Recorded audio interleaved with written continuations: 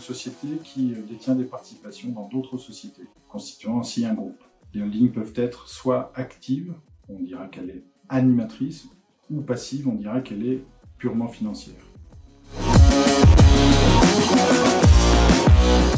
Sur le plan juridique, la holding, essentiellement animatrice, permet de concentrer les fonctions support, ainsi de réaliser des économies d'échelle au niveau du groupe.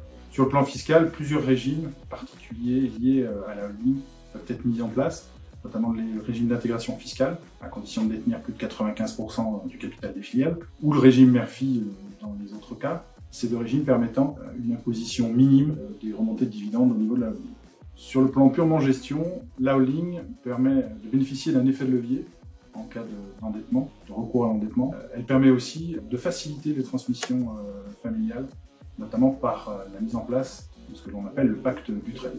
La holding permet aussi, en cas de cession de titres de participation, de bénéficier d'un régime d'imposition spécifique, atténuant l'imposition des plus-values ainsi réalisées. Les objectifs de la holding sont multiples. Une volonté de croissance du groupe, de diversification donc, et une efficacité opérationnelle, en remontant l'intégralité des services supports sur la holding, ou bien intégrer l'objectif de transmission familiale.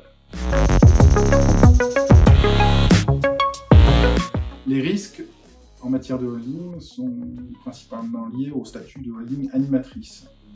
Il faut bien rédiger les conventions de prestations entre la holding et ses filiales, rendre compte de manière régulière du poids de la holding au niveau de ses filiales en matière de politique, de stratégie, avec des documents à rédiger de manière périodique, que ce soit des rapports de gestion, des rapports de conseil d'administration ou de comité directeur. Si ces rédactions de documents ne sont pas suffisamment fines, les risques sont essentiellement au niveau des filiales, avec rejet possible de la charge constituée par la facturation de la holding et non-récupération de la TVA.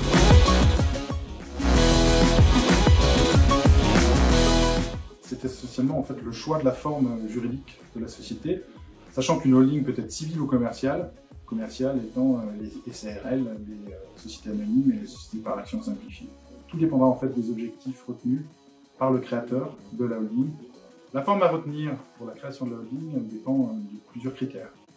Les pouvoirs de décision, la responsabilité des associés, le régime fiscal de la société. La constitution de la holding peut se faire soit par rapport en numéraire, en liquide, soit par rapport de titre d'une société déjà existante. Les coûts seront donc variables en fonction du type d'apport et de la complexité de la rédaction des différents documents liés à la création. Afin de vous accompagner au mieux dans votre projet de création d'une holding, nous vous recommandons d'être entouré par une équipe composée d'un expert comptable, d'avocats spécialisés en droit des sociétés et en droit fiscal, ainsi que des gestionnaires de patrimoine. Nous sommes bien sûr en mesure de vous accompagner sur tous ces sujets au sein de